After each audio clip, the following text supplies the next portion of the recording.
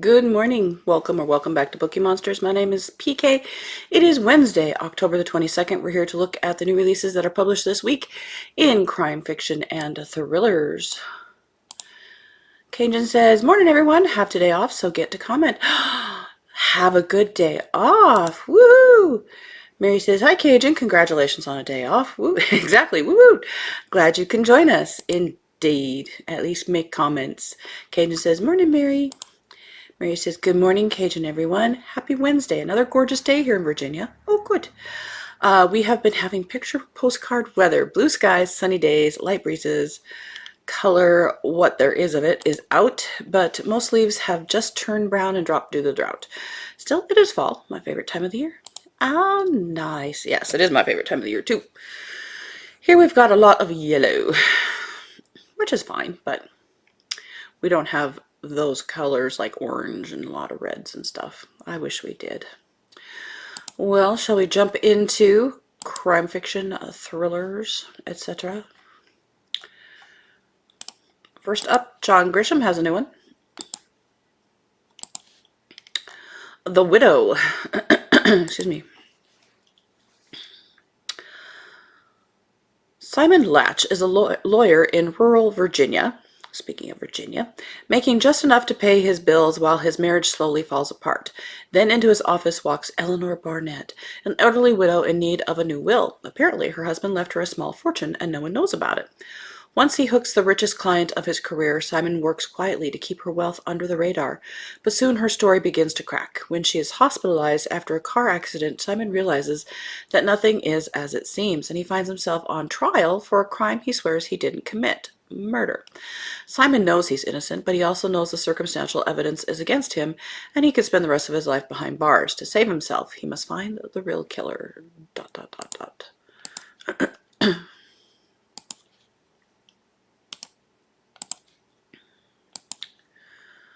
Bell Tolls at Traeger Hall by Jamie Jo Wright.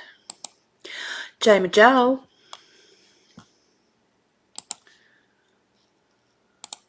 Cajun says, it's cooler here too, mid-70s in the highs and low 50s for the lows. Yesterday morning driving to work it was 29. We got up to the 60s, but... And she says, leaves falling, but that's more due to drought than all they say. Yeah. Let's see, what is it right now?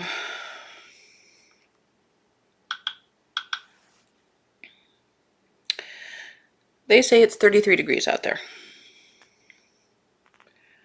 But we were supposed to get to 64 again, so...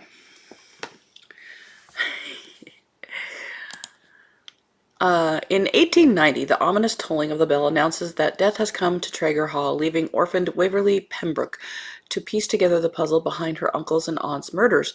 Bound by the terms of her uncle's eccentric will, Waverly finds herself alone in a manor shrouded by death and questioning the reasons for her uncle's paranoia. A madness hovers over Traeger Hall, and Waverly, as well as the people of nearby Newton Creek, are ill-prepared for the woe that has descended. In present-day Newton Creek, whispers of a family curse still cling to the centuries-old abandoned property of Traeger Hall. When Jenny Phillips takes possession of the estate after her mother's passing, she is intent on solving the mystery of the Traeger murders. Yet a modern cold case suggests that untimely deaths and mysterious occurrences still plague the property. And as thorny truths surface, Jenny realizes the dark legacy threatens not only the town and the Traeger descendants, but also, chillingly, Jenny herself. That is definitely gothic suspense. Although I always picture gothic being in like the UK and so forth, but this is American gothic.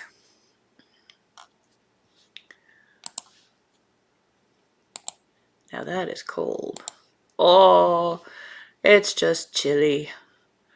Putting on the light jacket. The Hawk is Dead is 22nd in the Roy Grace series by Peter James. Roy Grace never dreamed a murder investigation would take him deep into Buckingham Palace. Her Majesty, Queen Camilla, is aboard the royal train heading to a charity event in Sussex when disaster strikes. The train is derailed. Happened in Sussex? We need to look at what Meghan was doing.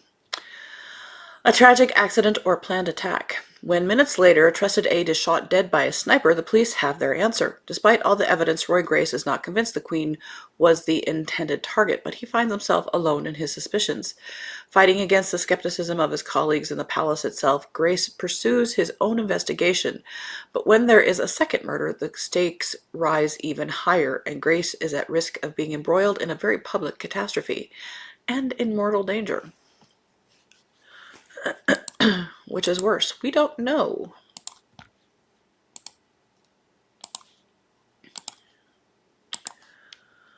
The Hidden River by Mark Thielman, second in the Johnson and Nance mysteries.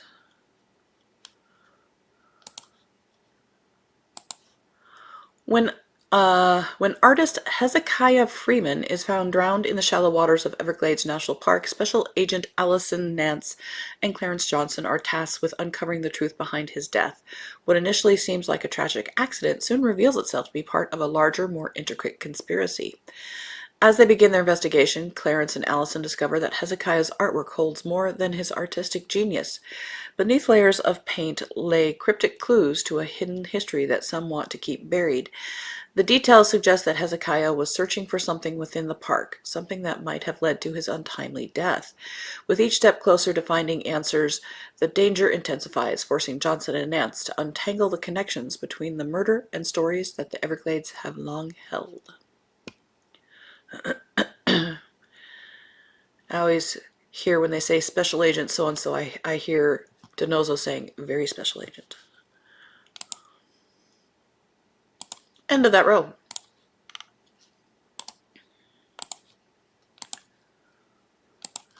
Dark Design by Nancy Mehl. Second in the Aaron Delaney series.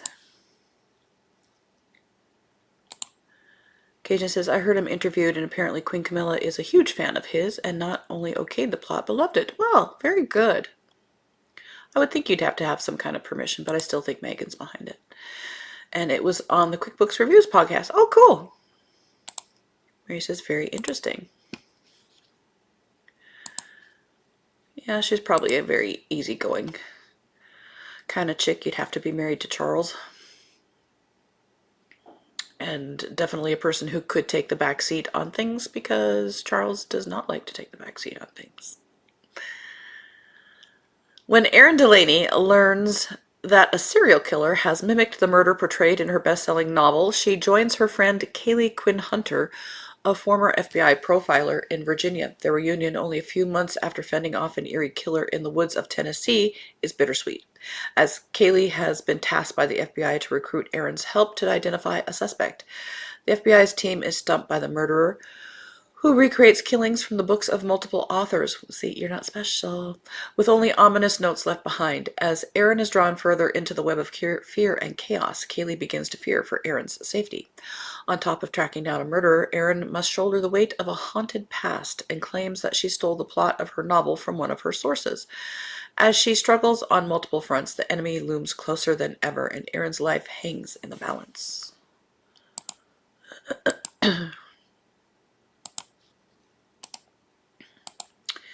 Imposter Syndrome by Andrew Main, second in the Specialists series. The FBI, we've got a lot of FBI today. The FBI calls on former agent Jessica Blackwood to look at a puzzling crime. A wildlife officer has found the body of a popular YouTuber encased in an obelisk made of salt in a remote refuge. When the agency is tipped off to a second body, that of a TikTok star chained to the bottom of Nevada's Pyramid Lake, her hands clasped in prayer, Jessica recruits a trusted colleague of her own, Floridian underwater investigator Sloane McPherson. It appears to be the work of a ritualistic serial killer preying on influencers. That tracks when a third victim, a fantasy game live streamer, barely survives a pipe bomb attack. But in navigating the social media world of insta-fame, manipulation, and deception, Jessica and Sloane know how illusory appearances can be. As the threats multiply across the country, they fear they're playing with something more extreme than they imagined, a killer's endgame that could be nothing less than apocalyptic.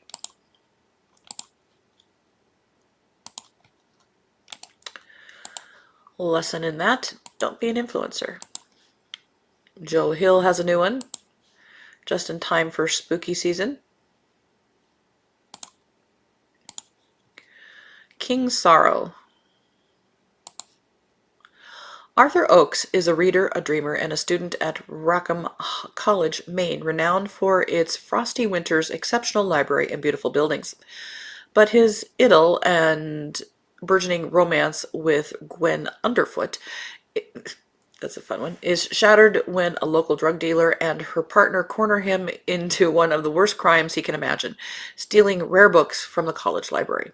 Trapped and desperate, Arthur turns to his closest friends for comfort and help. Together they dream up a wild, fantastical scheme to free Arthur from the cruel trap in which he finds himself. Wealthy, irrepressible Colin Wren suggests using the unnerving Crane journal, bound in the skin of its author, to summon a dragon to do their bidding. The others, brave, beautiful Alison Shiner, the battling twins Donna and Donovan McBride, their parents did not have much of an imagination, and brainy, bold Gwen, don't hesitate to join Colin in an effort to smash reality and bring a creature of the impossible into our world. But there's nothing simple about dealing with dragons, and their pact to save Arthur becomes a terrifying bargain in which the six must choose a new sacrifice for King Sorrow every year or become his next meal. I guess that's here because of horror? I don't know. Long Way Down by Lisa Kussel.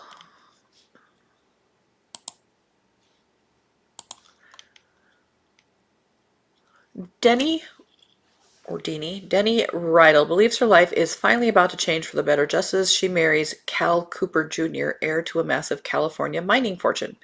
When Cal and his parents perish in a plane crash, Denny's dreams are shattered. She's hoping to find solace with Cal's brother Grant, who only recently returned to the small town of Gold Hills after a year's stay in rehab. Too bad Grant is caught up trying to please Erica, the mysterious woman he brought home with him. Meanwhile, Gold Hills detective Robin Torres is assigned to investigate a vicious murder, which she assumes to be a drug robbery that turned deadly. The deeper she digs, though, the clearer it is that she couldn't be further from the truth. Soon enough, Torres begins to uncover a series of disturbing family secrets and dark lies connected to the Cooper family that threaten to destroy everything Denny knew to be true. And you look somewhat like a gold digger, honey. End of that row.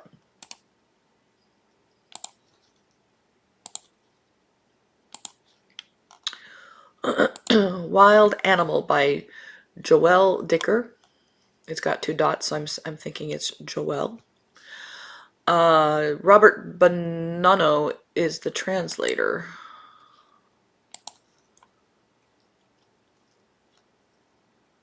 It says, translated from the French. This is a French one. On July 2nd, 2022, 2 criminals set out to rob a jewelry shop in Geneva. But even with a foolproof plan, their perfect heist will prove far from uneventful. 20 days earlier, on a luxurious estate along the shores of Lake Geneva, Sophie Braun prepares to celebrate her 40th birthday. Her life seems perfect. She has a fairy tale marriage, 2 perfect children, and lives in a stylish modern mansion surrounded by lush forest. But her idyllic world is about to crumble. Her husband is becoming embroiled in petty schemes. Her neighbor, a policeman with a spotless reputation, is obsessed with her and spies on the most intimate moments of her life. Then, on her birthday, she receives a gift from a mysterious prowler that endangers her life. It will take many journeys into the past, far from Geneva, to unravel the origins of this diabolical plot, from which no one will emerge unscathed, including readers. We don't want to do that. Etc. and blurbage.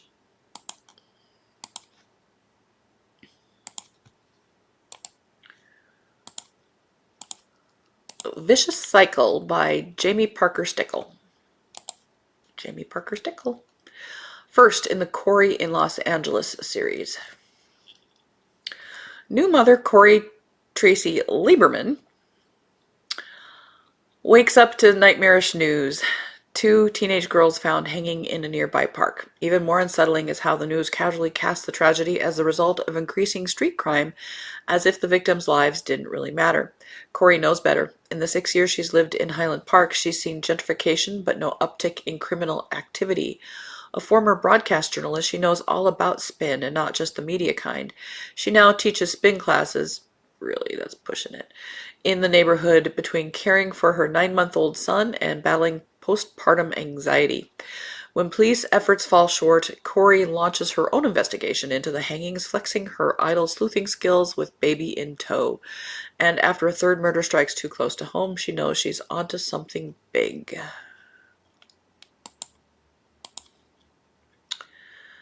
And that is somebody's cup of tea. It is not my cup of tea. What Was Forbidden by Jonathan Bockian. The Ghetto of Venice, 1672. A brother is killed, a truth buried. When faith, freedom, and obedience collide, one woman risks everything to remain true to herself and to the brother she loved. When Yehudit's beloved brother Mordecai is found murdered, her search to know what happened upends her world. In his life, Mordecai, disaffected merchant, outspoken skeptic, secretly defied expectations his family, religion, and the ghetto community placed on one of their own, and limits imposed by Gentile Venice. As Yehudit exposes conflicts that shape Mordecai's final weeks, she increasingly must challenge restrictions and controls on her life as a woman. Yehudit's determination to find and speak the truth set her on a collision course with her family and the entrenched ghetto power structure. This is inspired by a true event memorialized in the Venice ghetto, it says.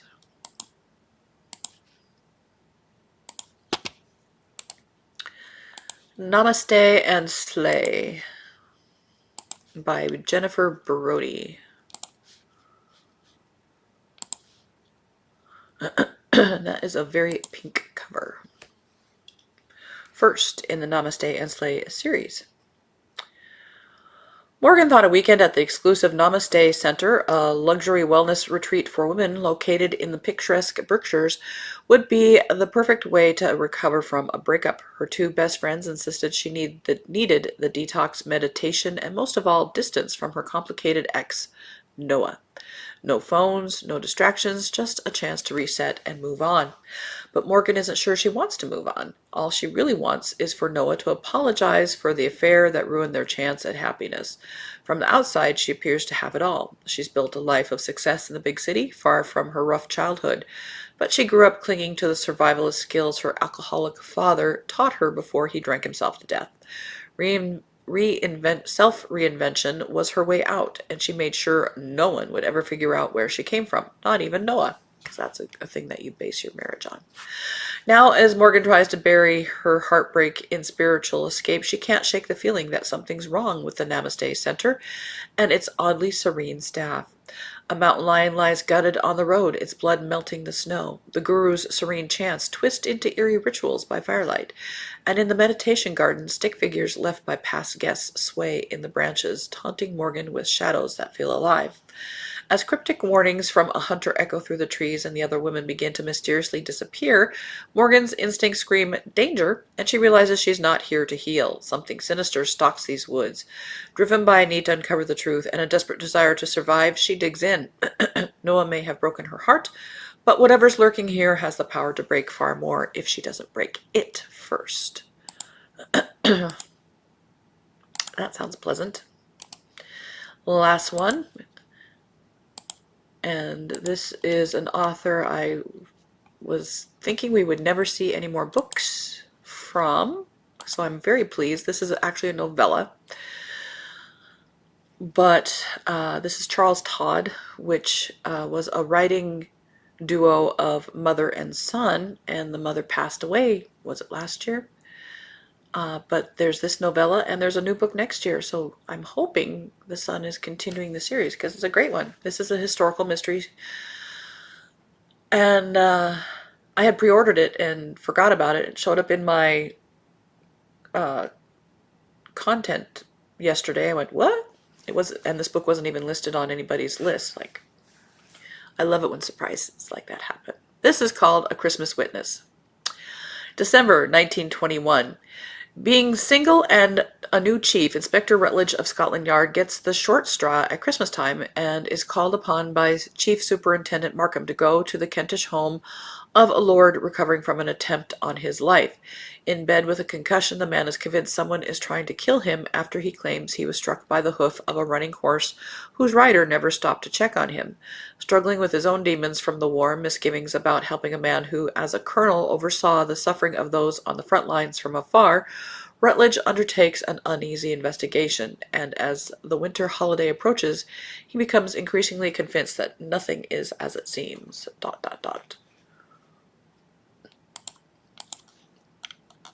I admit there was something said in there that I did not recall.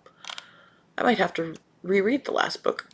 Excuse me. Sometimes I read them very fast. I might have to do a reread. Cajun says, that's nice. If the sun is continuing, book surprises are great. Yes. Yeah. That is a very good series. Police procedural right after World War I, and he has PTSD, and very good series. Mary says, another interesting tidbit about Charles Todd was always a favorite of mine. Never knew it was a duo, mother-son. Just knew I liked their writing. Indeed. And Cajuns, hope you all have a good day. Well, back at you, baby. I'm so glad you were able to not only be here, but also comment. She's always here listening. She's always listening. Quick announcement. I don't have any sprints tonight. I don't do them on Wednesday night. Our next sprints are tomorrow night, Thursday night at 8 p.m. Eastern for 2 hours. And Friday we'll be looking at the rest of the Cozy Mysteries. Look at that. So indeed, hope you guys have a good day. Thank you for watching. I appreciate you. You guys are in my heart. And as the banner says here, don't be a bookworm, be a bookie monster. Lum lum. Have a good day and God bless. I gotta run. I gotta take Keo to the vet at 7.